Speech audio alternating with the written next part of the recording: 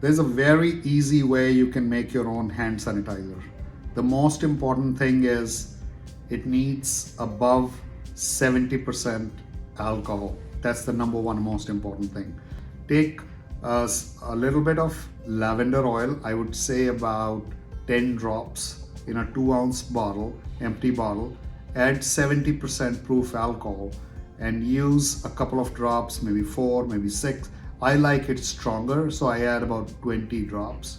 And that's your essential oil based hand sanitizer with 70% alcohol ready. Because the 70% proof alcohol already has water in it. So water is very essential to actually for the hand sanitizer to work. And with lavender essential oil, or if you like tea tree smell, you can add a few other drops of tea tree essential oil. You are also getting the extra layer of protection from the essential oils. But 70% alcohol would kill all the bad germs, and that is what is there in most major national brand hand sanitizers. So try this on.